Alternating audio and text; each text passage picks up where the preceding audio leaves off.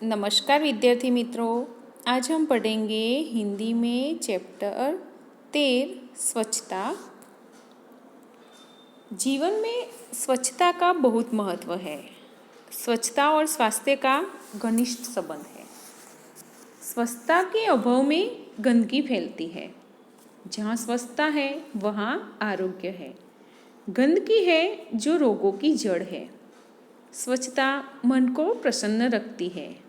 यदि हम उचित स्थान पर ही कूड़ा डालें तो स्वस्थ जगत, सुंदर जगत का निर्माण कर सकते हैं। साथ ही अच्छा स्वास्थ्य भी प्राप्त कर सकते हैं और हम स्वस्थ भी रह सकते हैं। तो हम इस निबंध में आगे देखें तो एक दिन अजय ने मोहन को अपने जन्मदिन पर बुलाया। अजय का जन्मदिन था। जन्मदिन यानी कि उनकी सालगिरह थी। तो अजय ने मोहन को अपने जन्मदिन पर अपने घर बुलाया। मोहन ने उसे उपहार में देने के लिए कहानियों की एक पुस्तक खरीदी। अब अजय का जन्मदिन था तो उसने अपने घर पर उसे बुलाया तो उसे कुछ उपहार यानी कि तोहफा तो देना चाहिए। इसीलिए मोहन ने कहानियों की एक पुस्तक अजय को देने के लिए खरीदी और उसे रंगीन कागज में लपेटा और अजय के घर चल पड़ा।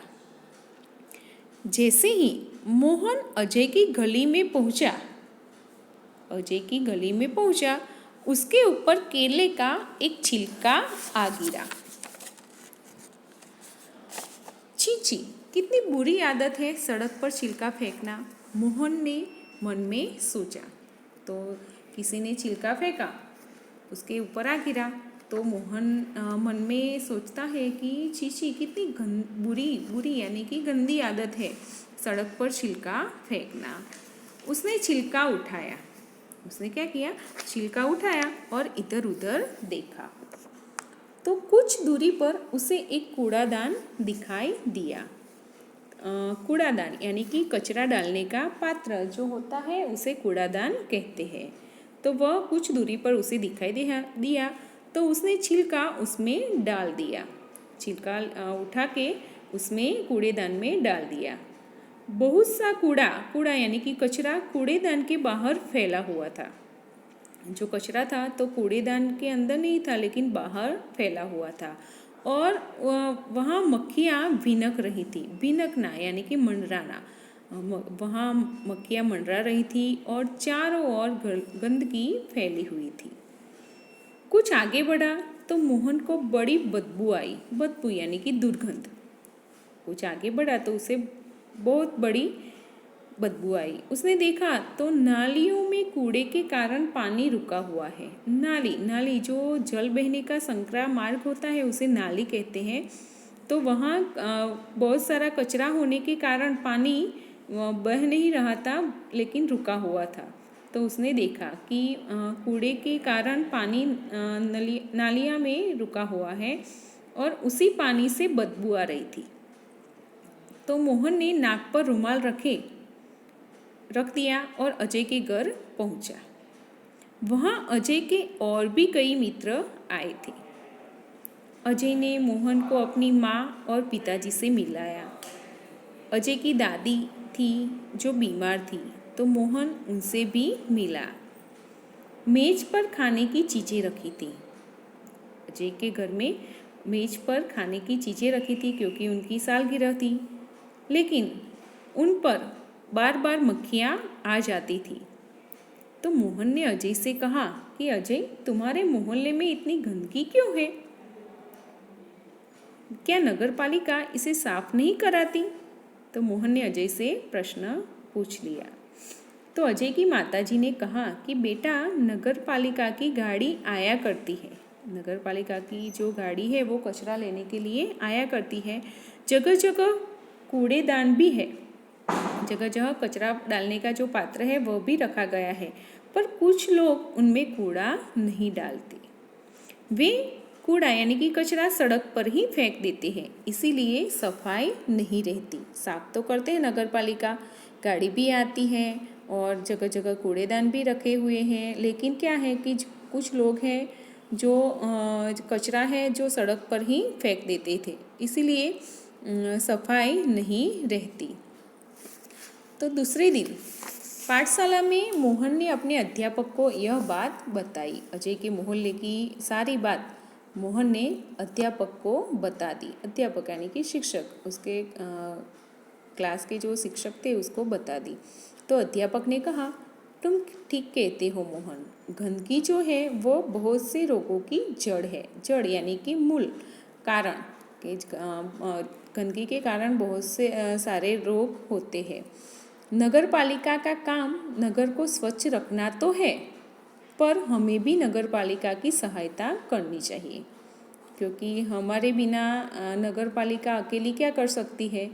तो चलो एक दिन हम सब अजय के मोहल्ले में चले और स्वयं सफाई का प्रारंभ करें। प्रारंभ यानी कि शुरू करें, हम खुद जाके उसके मोहल्ले की सफाई करना शुरू करें, ऐसा अध्यापक ने मोहन को कहा। फिर एक रविवार के दिन सभी बच्चे अजय के मोहल्ले में गए। पाठशाला के जो भी बच्चे थे वह सब अजय के मोहल्ले में गए और सबके हाथ में एक एक टोकरी और झाड़ू थी। तो उन्होंने सड़क पर झाड़ू लगाकर कूड़ा इकट्ठा किया। सड़क पे झाड़ू लगाया और सारा जो कचरा था वह इकट्ठा किया। नालियों की सफाई की और पानी जाने का रास्ता बनाया। क्या, क्योंकि नाली में जो कचरा था इसकी वजह से पानी वहाँ इकट्ठा हुआ था, इसीलिए उन्होंने नालियों की भी सफाई की और पानी जाने का रास्ता भी बनाया। उनमें नाली में मक्खी मच्छर मारने वाली दवा डाली और कूड़ेदान पर ढक्कन रखा। मोहल्ले में रहने वाले सभी लोग बाहर निकल आए और उन्हें देखने लगे। तो बच्चों में बहुत उत्साह था। देखते ही देखते सारे बच्चों ने पूरा मोहल्ला स्वच्छ कर दिया, तो मोहल्ला स्वच्छ हो गया। अध्यापक ने वहाँ के लोगों को, मोहल्ले के लोगों को समझाया कि वे घर का जो कचरा है, कूड़ा, वो कूड़ेदान में ही डालें। वे घर के आसपास सफाई रखें और क्योंकि गंदगी से रोग फैलते हैं। तो अध्यापक ने ऐसे मोहल्ले के लोगों को समझाया। उन्होंने कहा कि मेरी पाठशाला के बालक सप्ताह यानी कि 7 दिनों का समूह, जिसे सप्ताह कहा जाता है, तो हफ्ते में एक बार यहाँ आया करेंगे और वे आपके मोहल्ले को साफ करेंगे और आप भी इस काम में इनकी सहायता करें। तो जो एक मोहल्ले का एक व्यक्ति था वह आगे आया और उन्होंने आगे बढ़कर कहा कि नहीं, इन बच्चों को आने की कोई आवश्यकता नहीं। आवश्यकता यानी कि ज़रूरत, कि इन बच्चों को यहाँ मोहल्ला साफ करने के लिए आने की कोई आवश्यकता नहीं है। हम लोग स्वयं ही अपने मोहल्ले को स्वच्छ रखेंगे। अब आप इसे हमेशा साफ सुथरा पाएंगे। तो हमें इस पाठ से हमें यह सीख मिलती है कि हमें गंदगी फैलानी नहीं है। हम जहाँ भी रहते हैं वहाँ पे साफ सफाई करनी है, क्योंकि सफाई, जीवन में सफाई का बहुत महत्व है। सफाई न हो तो बहुत सारे रोग फैलते हैं। चलो यहाँ पे शब्दार्थ दिए गए हैं कि स्वच्छता तो सफाई, निर्मलता, छिलका तो फल आदि का आवरण, बदबू तो दुर्गंध, बुरी गंध, उत्साह तो उमंग, जोश, प्रथम तो पहला, कूड़ादान तो कचरा डालने का पात्र, दोष तो अवगुण, अपराध, उपहार तो भेंट, नजराने की वस्तु, जिसे तोहफा भी कहा जाता है, सप्ताह तो 7 दिनों का समूह और मोहल्ला तो गली, उसे शेरी भी कहते हैं। आगे है स्वाध्याय है, जो इसमें प्रश्न पहला है कि निम्नलिखित प्रश्नों के उत्तर दीजिए। तो पहला है कि अजय के मोहल्ले में मोहन ने क्या देखा। तो मोहन ने अजय के मोहल्ले में कूड़ेदान के बाहर फैला हुआ कूड़ा देखा और भिनक रही मक्खियाँ और चारों ओर फैली गंदगी देखी। दूसरा है कि मोहल्ले में गंदगी क्यों फैली हुई थी। तो लोग कूड़ेदान में कूड़ा न डालकर सड़क पर ही कूड़ा डाल देते थे और सफाई की चिंता नहीं करते थे, इसीलिए मोहल्ले में गंदगी फैली हुई थी। तीसरा है कि अध्यापक बच्चों को अजय के मोहल्ले में क्यों ले गए।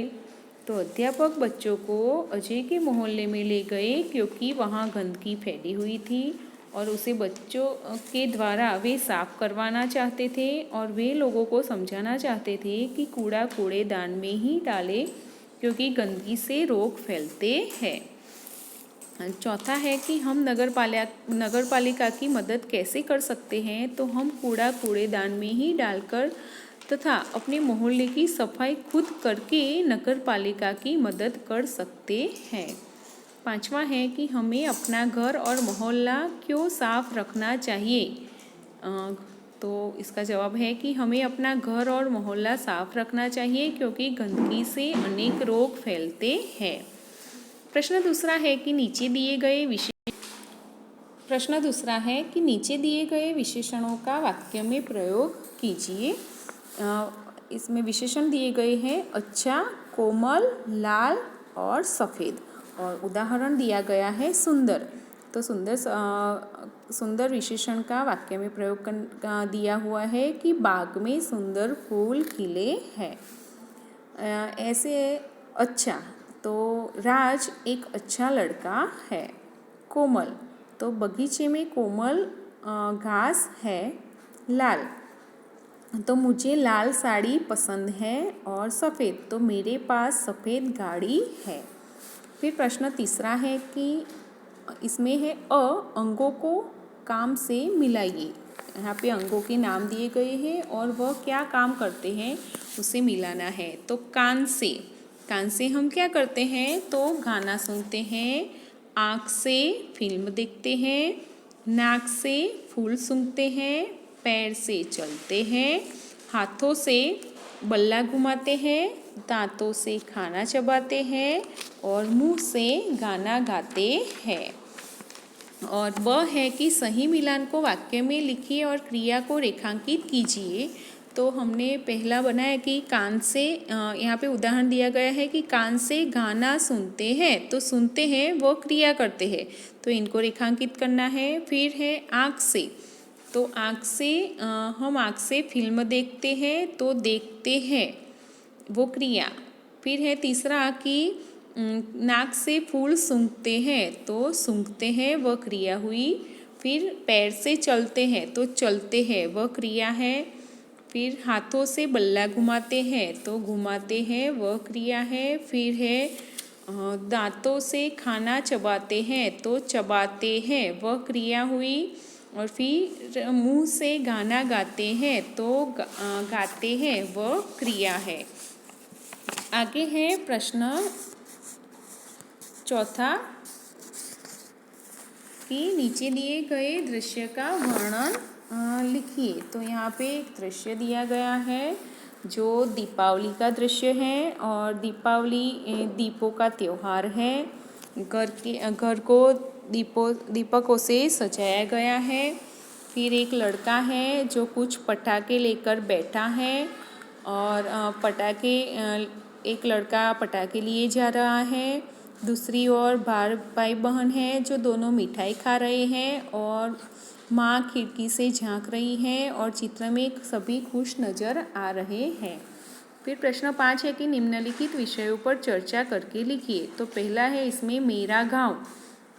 तो आपको अपने गांव के बारे में लिखना है कि आपके गांव का नाम क्या है, वह छोटा है या बड़ा, इनमें बस्ती कितनी है, कितने लोग रहते हैं, फिर लोग कैसे रहते हैं और कौन कौन से व्यवसाय करते हैं। फिर बाज़ार हो तो बाज़ार, अस्पताल हो तो अस्पताल के मेरे गांव में एक अस्पताल है, पाठशाला है, तो मंदिर हो तो मंदिर, तो उसके बारे में आपको अपने हिसाब से लिखना है। फिर है मेरी दिनचर्या। तो आप सुबह उठ के जब तक सोते नहीं हो तो आप क्या क्या करते हो, सुबह उठने के बाद आप क्या क्या करते हो, तो वो आपको आपकी सारी दिनचर्या आपको लिखनी है।